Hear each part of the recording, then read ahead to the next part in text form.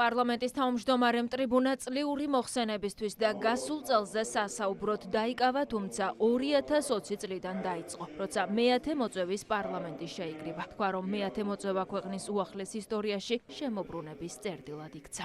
მეათე მოწვევის პარლამენტი მართლაც იქცა შემოbrunების წერტილად უახლეს ქართულ ისტორიაში.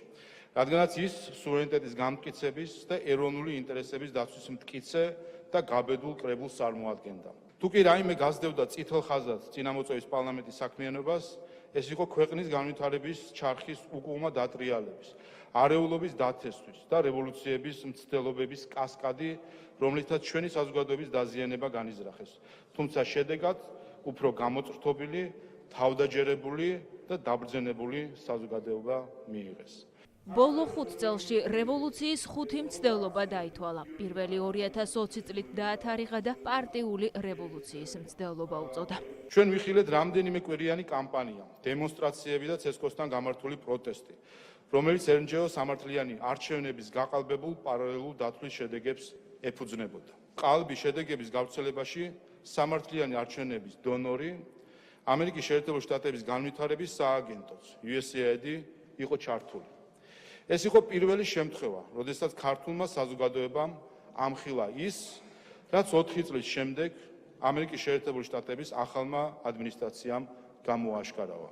2021 წლის თებერვალში ვიხილეთ გიორგი გახარიას შესრულებით დადგმული სპექტაკლი, რომელმაც ჯერ ერთ დღეს ნიკამელიასთვის სადეპუტატო იმუნიტეტის მოხსნა კატეგორიულად მოგთხოვა, მეორე დღეს კი, როცა დაპირებისამებრ ეს გადაწყვეტილება უნდა აღესრულებინა, ერთი სელფი გადაიღო და წავიდა.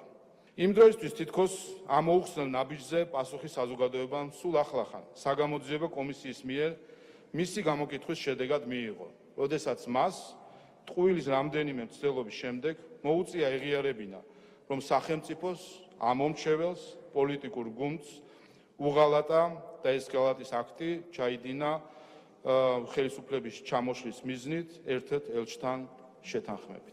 მეორე მცდელობას მედია მუშაკთა რევოლუცია დაარქვა. საწყის ეტაპად კი 2021 წელი განსაზღვრა, როცა ქართულმა ოცნებამ ეგრეთ წოდებული შარლ მიშელის შეთანხმება გაუქმებულად გამოაცხადა და არჩევნებში მორიგი გამარჯვება იზეიმა. აპრილისა და აგვისტოს შუალედში საზოგადოებრივი გახეთქილება მორიგ ჯერზე სცადეს უმცირესობების უფლებათა თემის მანიპულირებით, LGBT მარშებით, რაც ძალადობრივ პროცესში გადაიზარდა. ხოლო რუსთაველის პროსპექტის ავანსცენაზე პოლიტიკურ აქტივისტებად ქცეული მედია მუშაკები გამოჩნდნენ. ამავე პერიოდს ემთხვევა რევოლუციის მესამე მცდელობაც, რომელიც პარლამენტის თავმჯდომარის ანგარიშში არეჟნის რევოლუციის სახელით ჩაიწერა და რომელიც 2021 წლის არჩევნებამდე 2 დღით ადრე საქართველოში შემოპარული მესამე პრეზიდენტის რეალურ ზრახვებს ამხელს. მავრმა თავისი საქმე ვერ გააკეთა, თუმცა მავრი მაინც სასარგებლო აღმოჩნდა.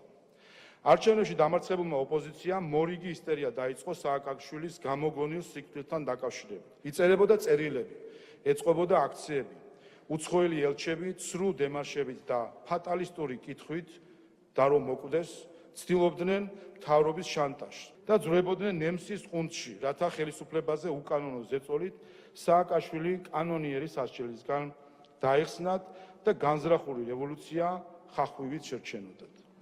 თუმცა ეს მცდელობაც ამაო აღმოჩნდა.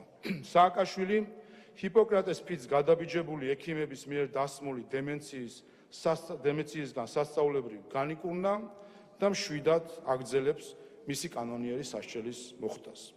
მალევე რუსეთი უკრაინაში შეიჭრა და ჩვენი ქვეყანა ახალი გამოწვევის წინაშე დადგა, თუმცა პაპუაშვილის შეფასებით საქართველოს ხელისუფლებამ ომის დაწყების პირველივე წუთებიდან სწორი ნაბიჯები გადადგა.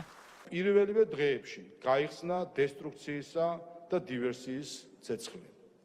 მივიღეთ რადიკალური ოპოზიციის მორიგი საპროტესტო ტალღა მოთხოვნით გავაგზავნოთ მოხალისეები უკრაინაში, დაუწესოთ ორმხრივი სანქციები რუსეთს, ჩავკეტოთ ცა, შემოვიღოთ ვიზები, თუ საომარია უნდა ვიომოთ. დადექით ისტორიის სწორ მხარეს, ბომბების ცეცხლის ჯობს სირცხვილისგან წვას. იცვლებოდნენ გზავნილის გამხმოვანებლები, თუმცა არ იცვლებოდა მთავარი გზავნილი, რომელიც თითქოს ერთი სახელმძღვანელოდან იყო ამოკითხული. საქართველოში მეორე ფრონტი უნდა გახსნილიყო.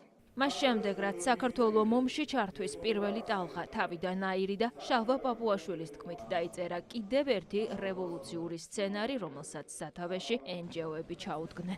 23 ივნისს უკრაინას და მოლდოვას ევროკომისიამ წევრობის სტატუსი, კანდიდატობის სტატუსი მიანიჭა, საქართველოს კი, რომელიც ყველა პარამეტრით ორივე ქვეყანას უსწრებდა და დღემდე უსწრებს, უსტატუსოდ დატოვა. პარტიების და მედიების წარუმატებელი რევოლუციის შემდეგ რუსთაველის სცენა ამჯერად NGO-მა დაიკავეს, არ დააყოვნეს და მოითხოვეს პარლამენტმა გადააყენოს მთავრობა, ხოლო ახალი მთავრობა დაკომპლექტდეს NGO-ების მონაწილეობით, სადაც მათ ვეტოს უფლება ექნებოდათ. რევოლუციის ეს მცდელობაც ჩაიშალა.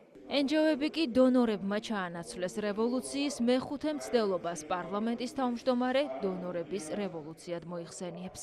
2023 წელს რევოლუციური მოძრაობის ესტაფეტა პირდაპირ უცხოელმა პოლიტიკოსებმა და დონორებმა ჩაიბარეს. სწორედ ამიტომ შეარქვა ერთ-ერთმა ელჩმა პირველმა გამჭვირვალობის ქართულ კანონს რუსული. სწორედ ამიტომ შეგვირაცხეს გმირად ადამიანი, რომელსაც სხვა ადამიანის მოლოტოვის კოქტეილით დაცვას სცადა. სწორედ ამიტომ დაარქვეს ქვის სროლას მშვიდობა, ხოლო ქვის მსროლელის დაკავებას ომი. მაგრამ როგორც მოლოტოვის კოქტეილია უცხო და მიუღებელი ჩვენი საზოგადოებისთვის, ისევე უცხო და მიუღებელია ჩვენი ქვეყნის ბედის უცხო კურატორებისთვის გადაბარება. რევოლუციის ყველა მცდელობა ჩავარდა და საქართველოს 2024 წლის საპარლამენტო არჩევნებამდე მივიდა. ამ მცდელობებს კი პირველი კანონმდებლის თქმით, მთავარი პასუხი ისევ ხალხმა გასცა და ისევ მორიგ რეფერენდუმად გამოცხადებულ არჩევნებში. ძალა ერთობაშია, სიკეთე ამთლიანებს, ბოროტება კი ხობს. ისტორიულად საქართველოს დამარცხების ფორმულა სწორედ ეს იყო, ჩვენი დაქუცმაცება და გათითქმაცება. ეს პოლარიზაცია ამჯერადაც უცხოეთმა მოგვახვია თავს. მათი კანვასური თუ USAID-ური პროპაგანდა, სიძულვილი თუ დაკანონებული ძალადობა ლამისამ მთლიანად ევროკავშირთან გაიგივდეს. მივიღეთ პარადოქსი, რომ დღეს ქუჩაში ძალადობა ევროკავშირის დროშაში გახვეული დადის. ასეთ ვიდარებაში გამარჯვების ფორმულაა ერთობა, სიმტკიცე და რწმენა. შენი ქვეყნის, შენი ხალხის, შენი ისტორიის და ჩვენ ეს გადამწყვეტი ბრძოლა მოვიგეთ. ეს იყო პირველი წლიური მოხსენება, რომელიც მე-11 მოწვევის პარლამენტის თავმჯდომარემ წარადგინა. ანგარიშის წარდგენას პრემიერ-მინისტრი, სამთავრობო გუნდი და სასულიერო პირები ესწრებოდნენ.